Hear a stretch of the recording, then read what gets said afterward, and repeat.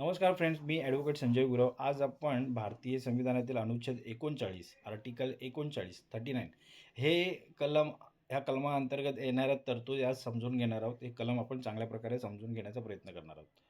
तर भारतीय संविधानातील अनुच्छेद 39 आर्टिकल 39 हे राज्य धोरणाच्या मार्गदर्शक तत्त्वांचे DPSP मधील सर्वात सक्रिय आणि परिणामकारक कलम मानले जाते.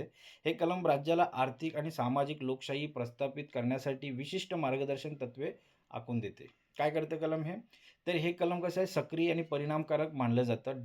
DPSPमध्ये राज्य धोरणाच्या मार्गदर्शक तत्त्वांमध्ये भाग 4 मध्ये जे कलम आलेलं आहे, हे कलम सक्रिय आणि परिणामकारक मानलं जातं. हे कलम राज्याला आर्थिक आणि सामाजिक सामाजिक लोकशाही प्रस्थापित करण्यासाठी एक विशिष्ट मार्गदर्शक तत्त्वे आखून देते.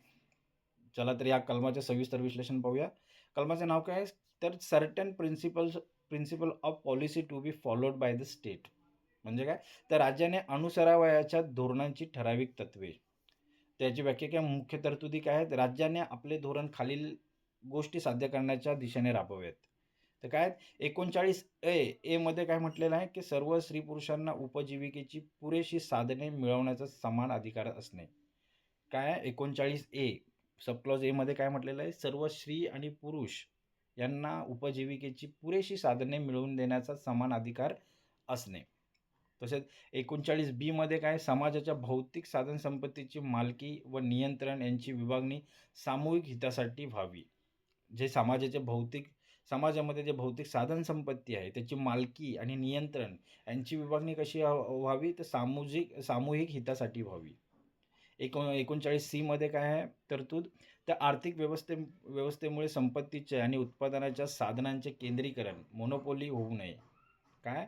ते जे आर्थिक व्यवस्थेमुळे संपत्तीचे आणि उत्पादनाचे जे साधनं आहेत त्यांचं केंद्रीकरण होऊ नये, त्याचं मोनोपोली होऊ नये, हे तरतूद 39 सी मध्ये दिलेले आहे. 39 डी मध्ये काय तरतूद आहे, की स्त्री व पुरुषांना समान कामासाठी समान वेतन मिळावे.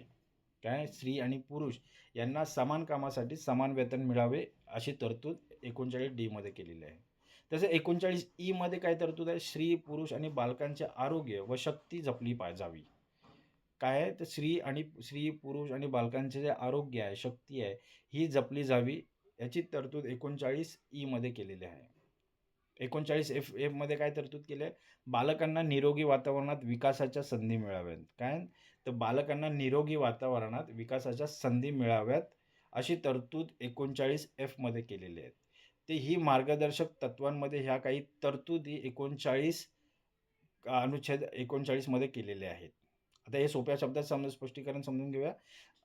कलम 39 सांगते, की देशाची संपत्ती केवळ काही श्रीमंतांच्या हातात राहू नये, तर ती सर्वांच्या भल्यासाठी वापरली जावे. तसेच कामाच्या ठिकाणी स्त्री आणि पुरुष यांच्यात भेदभाव न करता त्यांना त्यांच्या कामाचा सारखा मोबदला मिळावा आणि बालकांचे शोषण होऊ नये. काय सांगते हे कलम? ते कलम 39 सांगते, की देशाची जी संपत्ती आहे केवळ काही श्रीमंतांच्या हातात राहू नये, तर ती सर्वांच्या भल्यासाठी वापरण्यात यावी. तसेच कामाच्या ठिकाणी स्त्री आणि पुरुष यांच्यात भेदभाव न करता त्यांना त्यांच्या कामाचा सारखा मोबदला मिळावा आणि बालकांचे शोषण होऊ नये अशी तरतूद 39 मध्ये केलेली आहे. हे कलम का अस्तित्वात आले? तर स्वातंत्र्यपूर्व काळात भारतात जमीनदारी पद्धत आणि मोठ्या उद्योजकांची मक्तेदारी होती. सामान्य कष्टकरी स्त्रिया आणि बालकांचे प्रचंड शोषण होत असे. समाजात आर्थिक समानता, इकॉनॉमिक इक्वेलिटी नव्हती. आणल्याशिवाय राजकीय स्वातंत्र्याला अर्थ नाही.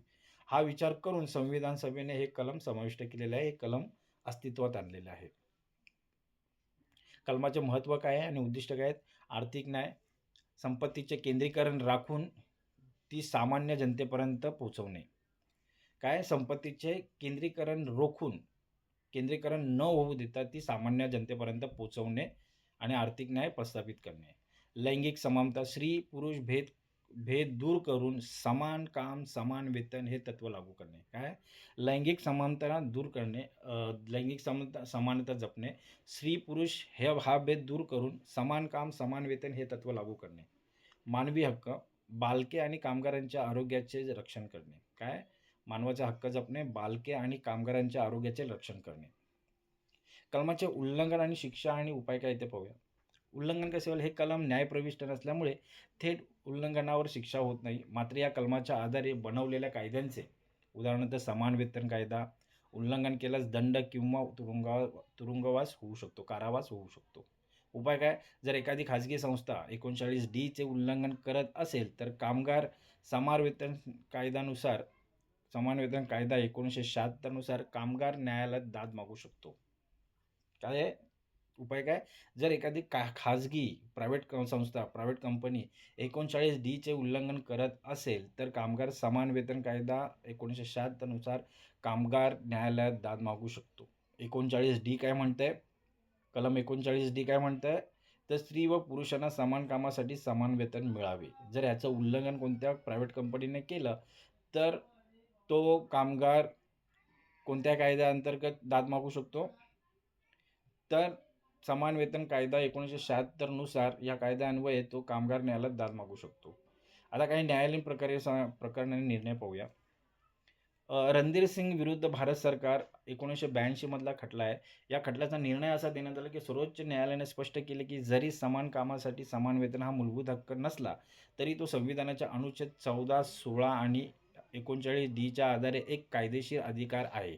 असा निर्णय या खटल्यामध्ये देण्यात आला. पुढचा खटला आहे स्टेट ऑफ हरियाणा विरुद्ध रामपाल 2016 मधला हा खटला आहे. याचा निर्णय देण्यात आला. या खटल्यात निर्णय असा देण्यात आला, की न्यायालयाने पुन्हा एकदा अधोरेखित केले, की समान पद आणि समान जबाबदारी सांभाळणाऱ्यांना समान वेतन देणे ही राज्याची घटनात्मक जबाबदारी आहे. काय सांगितलं आहे, की न्यायालयाने पुन्हा एकदा अधोरेखित केले, की समान पद, समान जबाबदारी सांभाळणाऱ्यांना समान वेतन देणे ही राज्याची घटनात्मक जबाबदारी आहे. आता संबंधित संविधानिक कलमे पाहूया, की आणि इतर कायदे. अनुच्छेद 39A गरिबांना मोफत कायदेशीर मदत 42व्या दुरुस्तीने जोडले. अनुच्छेद ए मध्ये काय जोडले? गरिबांना मोफत कायदेशीर मदत देण्यात यावी हे 42व्या घटना दुरुस्तीमध्ये जोडलेलं आहे. अनुच्छेद 14 आणि 16 समानतेचा हक्क, अधिकार. समान वेतन कायदा 1976 इक्वल रेम्युनरेशन ॲक्ट अनुच्छेद 39D ची अंमलबजावणी करण्यासाठी संसदेने हा कायदा आणला. जमीन सुधारणा कायदे लँड रिफॉर्म अनुच्छेद 39B आणि C नुसार जमीनदारी नष्ट करण्यासाठी विविध राज्यांनी कायदे केले. तेही ते संबंधित संविधानिक कलमे आणि इतर कायदे आहेत. कलमाची समीक्षा कशी करता येईल? सकारात्मक बाजू काय? या कलमामुळेच भारतात महिलांना वेतनाबाबत समान अधिकार मिळाले आणि बालमजुरी विरुद्ध कडक कायदे बनले. नकारात्मक बाजू काय आहे या कलमाची? आजही भारतात आर्थिक विषमता मोठी आहे. समान कामासाठी समान वेतन हे तत्त्व खाजगी क्षेत्रात, विशेषतः असंघटित क्षेत्रात पूर्णपणे लागू झालेले दिसत नाही. या कलमाचा निष्कर्ष काय घेता येईल आपल्याला? अनुच्छेद 39 हे भारतीय संविधानाचा समाजवादी चेहरा आहे. काय? अनुच्छेद 39 हे भारतीय संविधानाचा समाजवादी चेहरा आहे. हे कलम केवळ कागदावरचे तत्त्व नसून ते कोट्यवधी कष्टकरी आणि महिलांच्या आर्थिक अधिकारांचे रक्षक आहेत. जोपर्यंत यातील सर्व तत्त्वे पूर्णपणे अंमलात येत नाहीत, तोपर्यंत भारताचे कल्याणकारी राज्य बनण्याचे स्वप्न अपूर्णच राहील. तर मित्रांनो, आज आपण भारतीय संविधानातील अनुच्छेद आर्टिकल 39 या कलमाच्या अंतर्गत येणाऱ्या तरतुदी आज आपण समजून घेतलेल्या आहेत. अनुच्छेद 39 चांगल्या प्रकारे समजून घेण्यासाठी हा व्हिडिओ तुम्ही वारंवार पहा, जेणेकरून अनुच्छेद आर्टिकल 39 हे तुम्हाला चांगलं समजून येईल. तसेच हे कायदेविषयक माहिती मिळवण्यासाठी तुम्ही आमचे चॅनल फॉलो करा, सबस्क्राईब करा, लाईक करा आणि आपल्या प्रियजनांना, मित्रांना फॉरवर्ड करा, जेणेकरून त्यांचंही कायदेविषयक ज्ञान वाढेल, त्यांनाही कायदेविषयक माहिती मिळेल. तर मित्रांनो, आज आपण इथेच थांबूया. धन्यवाद.